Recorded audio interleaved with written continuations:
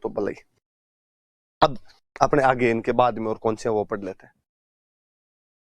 मीराबाई,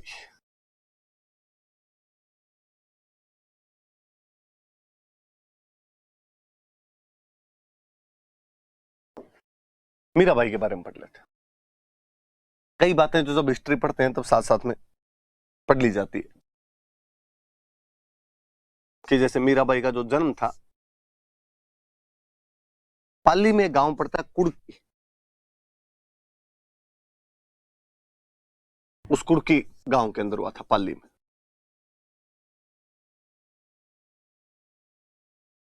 पिताजी का नाम था रतन सिंह। इनके पिताजी बाजोली के जागीरदार थे। पाली में एक जगह और पड़ती है बाजोली, वहां के सामंत थे, फ्यूडल लॉर्ड थे, वहां के जागीरदार थे। मैंने कभी एक बात बताई थी आपको कि जोधपुर में राजा वे जोधा, जोधा के एक बेटे थे बिक्का, जिन्होंने बीकानेर बसा दिया था। जोधा के एक बेटे वे दुद्धा, जिनको मेड़ता मिला था। दुद्धा का एक बेटे थे वीरमदेव, एक बेटे थे रतन सिंह। वीरमदेव के बेटे जयमल, रतन सिंह की बेटी मीरा। कई कैरेक्टर हमने हिस्ट्री में पढ़े। जैसे मेड़ता के वीरमदेव का नाम हमने पढ़ा कि खानवा के युद्ध में इन्होंने भाग लिया था। हमने पढ़ा कि गिरी सुमेल के युद्ध में भी ये शेरशाह सूरी की तरफ से आए थे, मालदेव के साथ में भी बनती नहीं थी, दरिया जोश नाम के हाथी को लेकर इनकी लड़ाई हो गई थी, वही आपके हैं। जयमल का हमने नाम पढ़ा कि मेड़ता का जयमल चित्तौड़ के तीसरे साखे में पत्ता चुंडावत के साथ साखे का नेतृत्व करता है, केसरिया का नेतृत्व करता है, ये बात भी हमने पढ़ी थी। मैंने ये भी बताया था कि मीरा की शादी जो है वो भोजराज के साथ हुई थी। भोजराज संगा के बेटे थे, ये बात भी मेरी बताई भी है। मेवाड़ के जो राणा सांगा थे उनके पुत्र थे।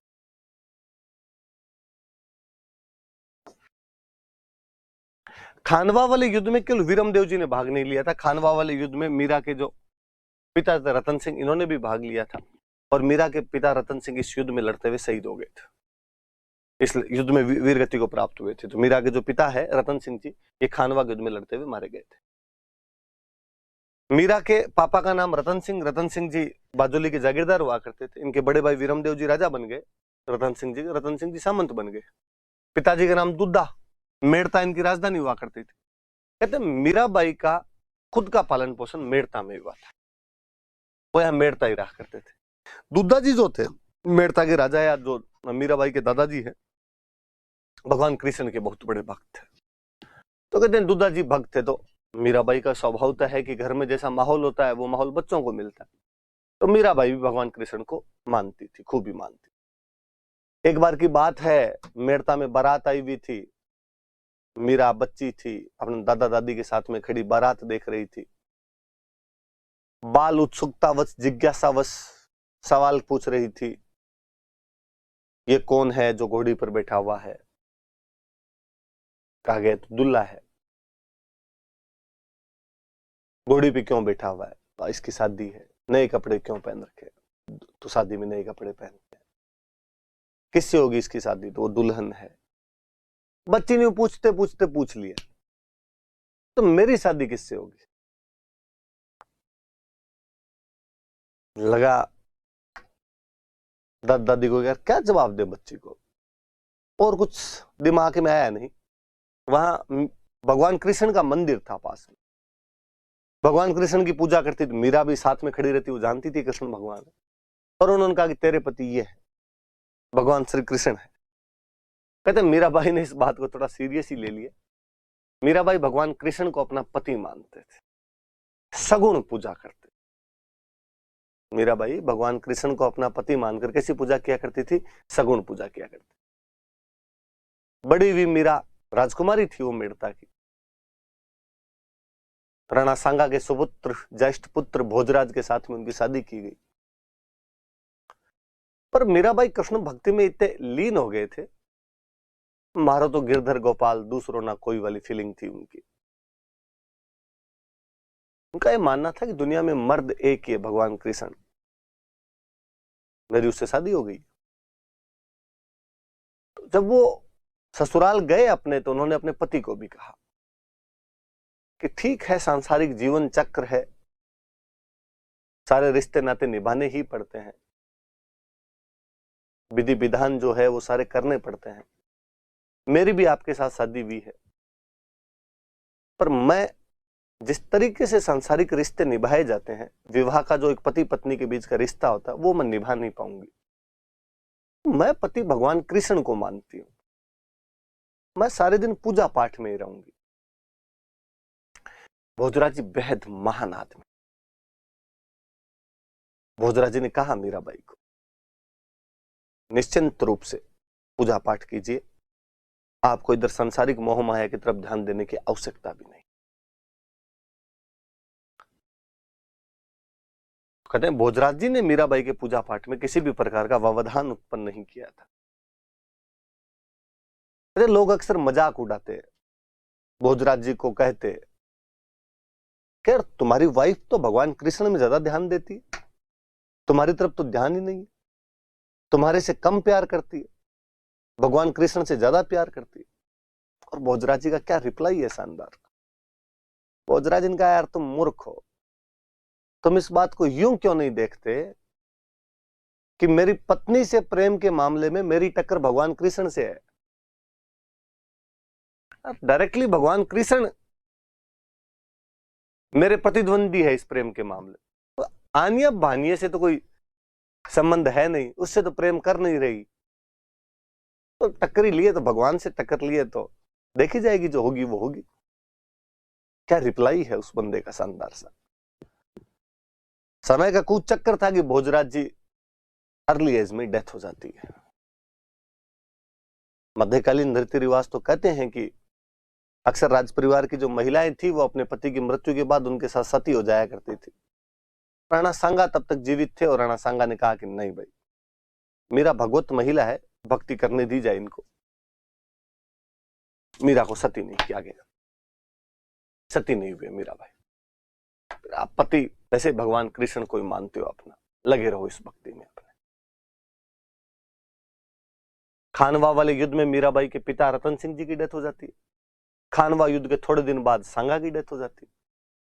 मीरा के देवर भी, रतन सिंह नाम था उनका भी, हम हिस्ट्री में पढ़ चुके हैं, अगले राजा बनते हैं। मीरा की भगवत महिला, उनकी जो भक्ति थी वो वैसे ही चलती रही।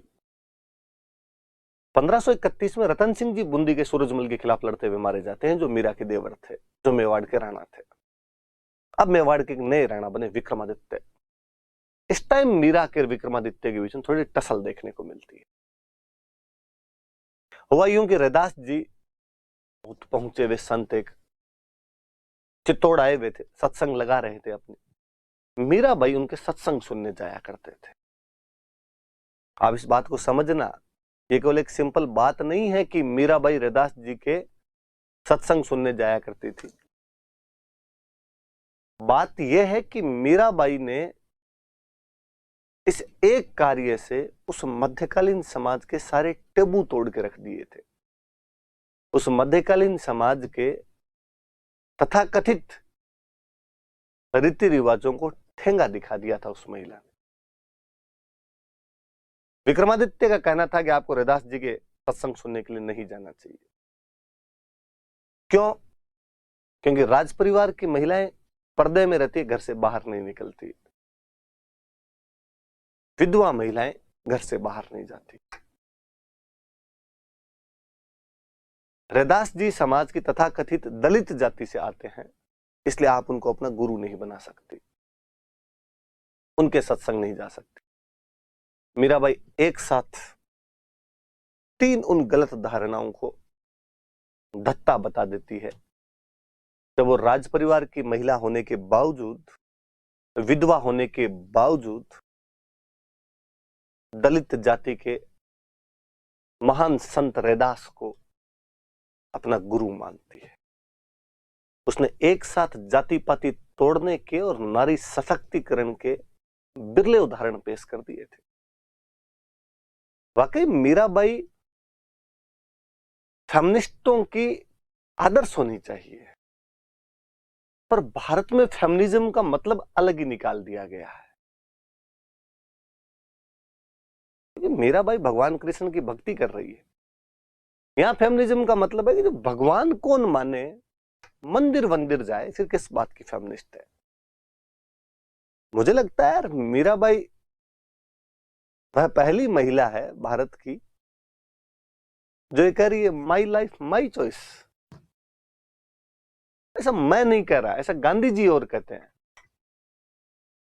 गांधी जी कहते हैं कि अन्याय के खिलाफ संघर्ष करने के दो रास्ते हैं, आइदर वायलेंस और नॉन वायलेंस। या तो जो कोई आप पर अन्याय कर रहा है तलवार निकालो, लड़ लो उस। लड़ी थी झांसी की रानी लक्ष्मीबाई 57 की क्रांति में। या दूसरा तरीका है कि आप सत्याग्रह का पालन कीजिए। सत्य का मतलब न्याय और आग्रह का मतलब प्रयास करना। न्याय के लिए प्रयास कीजिए, शांतिपूर्ण तरीके से प्रयास कीजिए, आपके दुश्मन को झुकना पड़ेगा। मीराबाई वो दूसरा रास्ता अपनाती है। गांधी जी कहते हैं वो अन्याय के खिलाफ संघर्ष करने वाली प्रथम सत्याग्रही महिला थी। गोपीनाथ शर्मा कहते हैं कि मध्यकाल की राजपूत नारियां जहां जौहर जैसी प्रथाओं के माध्यम से बताती है कि वो अपने कर्तव्य पालन का रास्ता अपनाने में कभी पीछे नहीं हटी, अपने पतिव्रता धर्म को निभाने के लिए उन्होंने खुद को अग्नि की लपटों को ही समर्पित कर दिया था। उसी कुल के अंदर जन्म लेकर मीरा भी इसी बात को दर्शा रही है कि कृष्ण भक्ति के मामले में वो किसी प्रकार का समझौता करने के लिए तैयार नहीं है। कहते विक्रमादित्य ने जब वहां ज्यादा तंग करना शुरू किया तो मीराबाई वापस मेड़ता आ गए। उनके ब्रदर जयमल यहां पे राज किया करते थे, अपने भाई जयमल के पास में आ गए। थोड़े दिन रहे यहाँ पे और फिर एक दिन जयमल को कहा कि मैं भगवान कृष्ण के धाम घूमना चाहती हूँ, जहां जहां भगवान कृष्ण के मंदिर है वहां वहां जाना चाहती हूँ, पधारो। राजा की बहन कहे कि मुझे जाना है और नहीं जाए, फिर राजा की बहन होने का मतलब ही क्या निकला। कहते मीराबाई मथुरा गए, वृंदावन गए, गोकुल घूमते घूमते द्वारिका चले गए। कहते जब द्वारिका चले गए थे मीराबाई तो साथ वाले उनके साथ में पूरी टीम गई भी थी उन दिनों में। उन बाकी कहा गया आप लोग मेड़ता चलो, मैं थोड़े दिन यहीं रहूंगी फिर आऊंगी। आ गए बाकी वाले लोग। जयमल ने पूछा क्या वाकई मीरा द्वारिका रुक गए? कोई बात नहीं, आ जाएंगे। उस साल मेड़ता में बहुत भयंकर अकाल पड़ा। जयमल ने पंडित जी से पूछा कि पंडित जी अकाल क्यों पड़ गया? पंडित जी ने कहा कि मीरा जैसी भगवत महिला किसी जगह को छोड़ के चली जाए, वहां भगवान राजी कैसे रह सकते हैं? जयमल को फील हुआ। जयमल ने 5 ब्राह्मण भेजे कि जाओ मीराबाई को द्वारिका से वापस बुला कर लाओ। वैसे भी उनको गए हुए कई दिन हो गए। ब्राह्मण वहां गए और उन्होंने कहा कि मीराबाई, जयमल ने वापस बुलाया, वापस चलिए आप। मीरा ने कहा कि नहीं, अब अंतिम समय नजदीक है, मैं भगवान कृष्ण के चरणों में अपने प्राण त्यागना चाहती हूँ। सब कुछ इसी को माना है तो इसी को समर्पित किया जाए। उन ब्राह्मणों ने कहा आप नहीं जाओगे तो जयमल मारेगा हमें, वो घुसने नहीं देगा मेड़ता में, हम भूख हड़ताल पे बैठ रहे हैं, चलो तो चलो, नहीं तो हम भी मरेंगे, यही मरेंगे। मेरा को लगा कि यार ब्राह्मण मर गए तो ब्रह्म हत्या का पाप और लगेगा। उसने कहा पंडित जी ऐसे मत करो, मैं एक बार मंदिर में भगवान कृष्ण के हाथ जोड़ के आ जाती हूँ, फिर चल लेंगे। कहते हैं मीराबाई उस मंदिर के अंदर गई और वापस बाहर नहीं निकल पाई। किंवदंतियां, जनश्रुतियां ये बताती है कि मीराबाई भगवान कृष्ण की उस मूर्ति में समा गई थी, विलीन हो गई थी। कहानियां यहां तक कहती है कि जब वो मीराबाई कई देर तक मंदिर से बाहर नहीं निकले, पंडित जी ने जब अंदर झांक कर देखा तो वो पाते हैं कि मीराबाई का दुपट्टा उस मूर्ति के अंदर सरकता हुआ जा रहा था, बाकी पूरी मीरा उस मूर्ति में विलीन हो गई थी। पूरी जिंदगी भगवान कृष्ण को अपना पति मानती रही, उनका स्मरण करती रही, उनकी सगुण पूजा करती रही, अंतिम समय में स्वयं को कृष्ण से एकाकार कर देती है। हम कहते हैं कि या तो राधा ने भगवान कृष्ण से इतना टूटकर प्यार किया था, या मीरा करती है। इसलिए हम कहते हैं कि वो राजस्थान की राधा है, राजस्थान की राधा कहा जाता उनको। थोड़ी सी ये बातें ध्यान रखना आपने। कुड़की में जन्म हुआ था, पिताजी का नाम रतन सिंह था जो खानवा के युद्ध में लड़ते हुए मारे गए थे। पति का नाम भोजराज था जो संगा के बेटे थे। जैसे मीराबाई भगवान कृष्ण को अपना पति मानती थी, कृष्ण को अपना पति मानकर उनकी सगुण पूजा किया करते थे।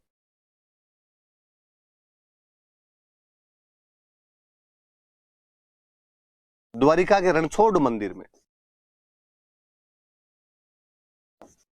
भगवान कृष्ण का एक और नाम रणछोड़, रणछोड़ मंदिर में मूर्ति में विलीन हो गए थे, मूर्ति में समा गए थे। कौन से मंदिर में? तो द्वारिका के रणछोड़ मंदिर की मूर्ति में, भगवान कृष्ण की मूर्ति में समा गए थे। महात्मा गांधी कहते हैं कि वो अन्याय के खिलाफ संघर्ष करने वाली प्रथम सत्याग्रही महिला थी, जिसने अन्याय के खिलाफ अहिंसा के मार्ग पर चलते हुए विरोध किया था। नॉन वायलेंस से उन्होंने इनजस्टिस का सामना किया था। सत्याग्रही महिला थी वो। हम कहते हैं कि वो राजस्थान की राधा है।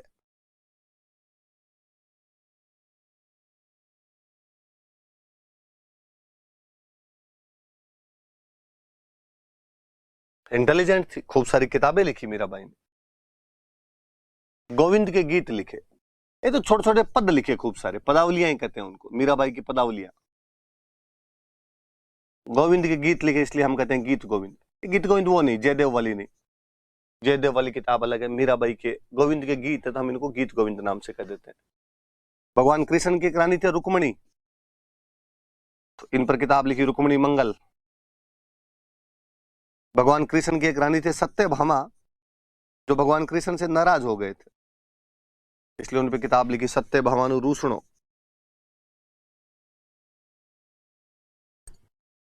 गुजरात के एक बहुत बड़े भक्त हुए नरसी, भगवान कृष्ण के, उन पर एक बुक लिखी नरसी जीरो मायरो।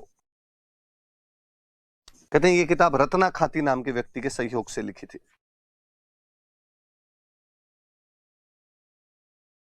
रत्ना खाती नाम के एक व्यक्ति थे, उनके सहयोग से ये किताब लिखी गई थी।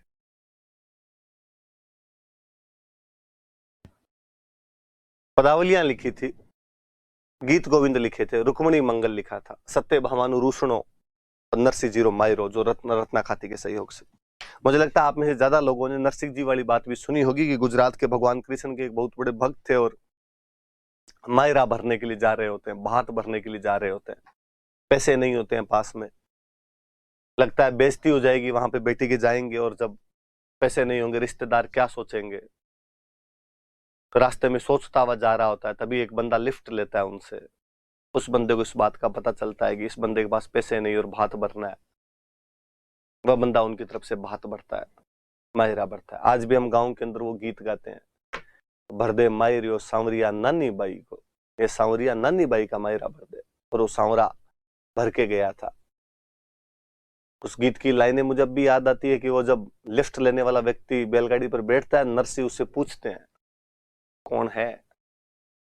बंदा कहता है किसनो मेरो नाम जात को मैं खाती, किसना नाम है मेरा। कहते हैं स्वयं भगवान कृष्ण उसका भात भरने के लिए आ गए थे। और वाकई वास्तव में तो भगवान कृष्ण के ऐसे चमत्कारों से कहानियां भरी पड़ी है। मीरा वाली कहानी मैंने सुनाई आपको कि मीरा भगवान कृष्ण की उस मूर्ति में विलीन हो गई थी।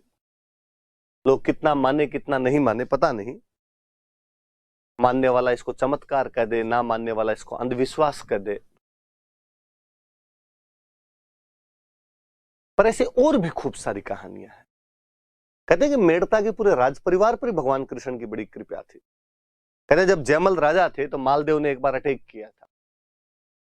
जयमल भगवान कृष्ण की पूजा में बैठे हुए थे और उनका कहा हुआ था कि जब मैं भगवान कृष्ण की पूजा में बैठूं तो कोई मुझे डिस्टर्ब नहीं करेगा। अचानक मालदेव की सेना जब आती हुई दिखाई दी, सेनापति भागकर राजभवन में आया और जयमल को समाचार देने जाने लगा और गेटकीपर ने कहा कि महाराज इस समय भगवान कृष्ण की पूजा के अंदर डिस्टर्ब नहीं कर सकते आप। सेनापति ने जयमल की माता से कहा कि माते, जयमल को जाकर कहो कि आक्रमण हो गया है, मेड़ता को घेरने वाला है मालदेव, क्या किया जाना चाहिए। मां ने जाके जब जयमल को बात बताई तो जयमल ने हाथ के इशारे से कहा कि सेनापति को कहो कि युद्ध में जाए, मैं पीछे पीछे आ रहा हूं। जयमल की माता ने सेनापति को बात की, सेनापति अपनी सेना लेकर गए, युद्ध किया और मालदेव की सेना को भगा देते हैं वहां से। मालदेव किसी युद्ध में प्रत्यक्ष गया था और हार के आया था, तो मेड़ता के खिलाफ युद्ध है। बाकी मालदेव गया था जिस युद्ध में, उसमें तो जीत ही गया वो। गिरी सुमेल वाले में वो तो पहले हट गया था, और इसमें तो कहते हैं मालदेव की सेना को पीछे हटना पड़ गया था। मेड़ता की सेना जिंदाबाद के नारे लगाती हुई, राजा जयमल जिंदाबाद, मेड़ता जिंदाबाद। जयमल पूजा खत्म करके बाहर निकले, सेना की नारेबाजी देखकर उन्होंने पूछा क्या हुआ। सेनापति ने मुस्कुराते हुए कहा कि महाराज, आपके असाधारण प्रदर्शन की वजह से आज मेड़ता ने मारवाड़ को हराया, हमारी जीत हुई है। जयमल ने कहा मेरे, मैं अंदर पूजा कर रहा था। सेनापति ने कहा आप झूठ मत बोलो, आप ही तो लड़ रहे थे सबसे आगे, आपने कहा था पीछे पीछे आ रहा हूं, फिर आ ही गए थे आप, और आपने बताया था ये करो वो करो, इधर से लड़ो उधर से लड़ो। जयमल ने कहा नहीं यार, मैं नहीं था युद्ध में, मैं पूजा में था। अरे सर थे आप। सेना ने जब जिद की तो जयमल भागकर वापस मंदिर के अंदर आए और क्या देखते हैं कि भगवान कृष्ण की मूर्ति के पानी टपक रहा था, जैसे पसीना आ गया हो किसी आदमी के। कहानियां यह भी कहती है कि भगवान कृष्ण की उस मूर्ति के दोनों कानों में कुंडल पहने हुए थे, लेकिन अब उस मूर्ति का एक कुंडल गायब था। जयमल भागकर उस जगह पर पहुंचे जहां पर युद्ध हुआ था, कहते उस जगह पर वो कुंडल मिला था। मेड़ता के पास आज भी उस जगह का नाम कुंडल है। आज भी राजस्थानी के अंदर दोहे बोले जाते हैं कि जयमल जतरो सूरो हो, उतरो भगत भगवंत। कि जयमल जितना सूरवीर था उतना ही भगवान का भक्त था। जयमल बनने जूझियो राधा रुक्मण रो कंत। जयमल बनकर जूझ गया था, राधा रुक्मण रो कंत। कंत मतलब पति, राधा और रुक्मणी का वो पति उस दिन जयमल बन के जूझ गया था, क्योंकि जयमल न केवल सूरवीर था बल्कि भगवान कृष्ण का भी उतना ही बड़ा भक्त। मैं ये कहानी सुनाता हूं तो मुझे लगता है नागौर की धरती पर भगवान कृष्ण की कोई असीम कृपा रही होगी। एक कहानी और याद आती है जो बहुत बचपन में, इन दोनों कहानियों से पहले मैंने शायद सबसे पहले उसी कहानी को सुना होगा। जन जन की प्रिय वो कहानी बताती है कि किसी समय नागौर के अंदर एक किसान पति पत्नी रहा करते थे। भगवान कृष्ण के अनन्य भक्त थे। एक बार किसी कारणवश उन दोनों पति पत्नी को बाहर जाना पड़ रहा था, 10-12 दिन के लिए बाहर जाना पड़ रहा था। तो अपनी बच्ची जो कि 10-12 साल की थी उसको कहा कि तुम घर को संभालना, ठीक है, पर पहले सुबह उठते ही भगवान कृष्ण को भोग लगाना। भगवान कृष्ण को भोग लगाए बिना तुम खाना मत खाना, पहले भगवान खाना खाते हैं फिर अपने खाना खाते हैं। बच्ची ने कहा यह भी ठीक है। अगले दिन बच्ची सुबह जल्दी उठी, स्नान किया, स्नान करके भगवान कृष्ण की अगरबत्ती की, भोग लगाया वहां पर। कहा भगवान कृष्ण, पापा कह के गए थे कि आप खाना नहीं खाओ तब तक मैं नहीं खाऊं, इसलिए आप खा लो, तब तक मैं घर के बाकी काम कर लेती हूँ, फिर मुझे खाना खाना। बाकी काम निपटा कर आई तो उसने देखा कि खाना तो वैसे वैसे पड़ा है। खाने के नाम पर होता क्या था, तो मारवाड़ में खींचड़ा बनता था, तो बच्ची ने खींचड़ा डाला था। बच्ची ने मूर्ति की तरफ देखते हुआ, क्या हुआ, खा क्यों नहीं रहे। मूर्ति क्या तो बोले और क्या खाए। उसने कहा देखो पापा तो आ जाए नहीं, खाना तो पड़ेगा, मेरे हाथ से खाना पड़ेगा आज तो। एक राउंड और लगा के आती हूँ मैं, थोड़ा बहुत काम बाकी हो रहा है वो करके आती हूँ, खा लेना। वापस घूम के आई, खींचड़ा 10 का 10 कटोरे में वैसे के वैसे पड़ा। उसने कहा मैं समझ गई, थोड़ा सा घी कम क्या डाला, खिचड़ा नहीं खाओगे। पापा आदत बिगाड़ गए आपकी, घी लेके गरम करके और डाला उसके अंदर। सामने बैठ गई मूर्ति की, खाओ, जब तक नहीं खाओगे मैं नहीं उठूं। पर्दा लगा दिया, शर्म आ रही है तो चुपचाप खा लो अकेले बैठ के। थोड़ी थोड़ी देर में पर्दा उठा उठा के देखे, 4 बज गए दोपहर के। बच्ची की आंतड़ियां खुलबुला गई। भगवान कृष्ण ने देखा कि बच्ची मर जाएगी आज। इस बार जब उसने पर्दा उठाकर देखा तो खिचड़ा गायब था। भगवान कृष्ण जिम गए। बच्ची ने दूसरे दिन वापस खिचड़ा बनाया और कहा कि आज नाटक मत करना, चुपचाप खा लेना फटाफट। अगले 10 दिन तक उसने वैसे भगवान कृष्ण को खिचड़ा खिलाया।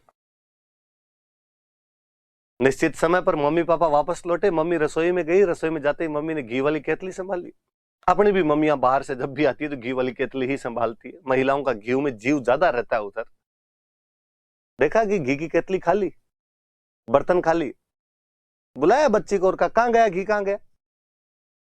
उसने कहां गया मतलब, ये खा गए तुम्हारे कृष्ण जी? तो ये खा गए मतलब, अरे कि खिचड़े में डेली डालती थी, पहले दिन कम डाला, खाया नहीं, तो दूसरे दिन ज्यादा डालना शुरू कर दिया मैंने। पापा को बुलाया कि बहकी बहकी बात करी, क्या हुआ? बेच के आ गई कहीं, किसी को दे दिया, गिर गया, बता दे, कुछ नहीं कहेंगे तेरे को। तूने कहा सच्ची सच्ची कह रही हूं, इन्होंने खाया है, मैं कल खिला के दिखा दूंगी आपको। दूसरे दिन बच्ची ने पिता और माता को वहां पर खड़ा करके भगवान कृष्ण के सामने खिचड़ा रखा और कहा कि भगवान कृष्ण आज लाज रखना, मम्मी पापा चोरी का इल्जाम लगा रहे हैं, आज खा लेना चुपचाप टाइम पे। क्या देखते हैं कि उनकी आंखों के सामने खिचड़ा खाली हो जाता है। पिता ने अपनी बच्ची को दंडवत प्रणाम किया। पिता ने कहा 40 साल बीत गए इस सांवरिये की पूजा करते करते, आज दिन तक इसने इस प्रकार का चमत्कार मुझे नहीं दिखाया। तूने 9-10 दिन में ऐसा क्या किया है कि डेली तेरे हाथ का बना हुआ खिचड़ा खा लिया करते थे।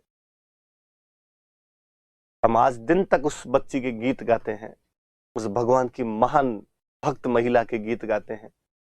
कर्मा ल्याई दूध खींचड़ो, ऊपर घी की बाट की, जिमा मारो श्याम धनी, जिमावे बेटी जाट की। कि वो कर्मा डेली दूध खींचड़ा और ऊपर घी की बाट की लाया करती थी, वो जाट पुत्री डेली खींचड़ा बनाती और भगवान कृष्ण सस्नेह प्रेम पूर्वक उसका खींचड़ा खा लिया करते थे। लोग कह सकते हैं कि अंधविश्वास है, तुम लोगों ने कहानियां जोड़ ली अपनी तरफ से। मुझे लगता है यार, बिना किसी बात के बात नहीं चलती, कुछ ना कुछ तो हुआ है, वरना लोग कहानियां अपने बाप की नहीं सुनाए यार। किसी तीसरी महिला की इस प्रकार की कहानियां यदि जन जन जानता है। मैंने कभी बचपन में सबसे पहले जो भजन याद किया होगा वो कर्मा वाला भजन था। दादाजी घर में रैंडम शाम के टाइम में बैठे बैठे गाया करते थे। हम टावर होते, हम चले जाते कि लो भजन सुनाओ, और वो ये भजन सुनाया करते थे। हम कहते इसका अर्थ बताओ, और वो कर्मा की कहानी सुना दिया करते थे। इसका मतलब कुछ तो हुआ है वहां पर। कर्मा, मीरा, जयमल की कई कहानियां हमारे इन फिजाओं के अंदर तैरती रहती है, भगवान कृष्ण की उन लीलाओं के बारे में बताती रहती है। इसलिए मैं अक्सर आपको कहता रहता हूं कि भारत के जनमानस से कभी भी आप गाय, गंगा और गोविंद को निकाल नहीं पाएंगे। ये भारतीय जनमानस के अंदर रहेगी, अटूट रहेगी। मीराबाई की बातें थी, इनके साथ में थोड़ी सी बातें ज्यादा हो गई।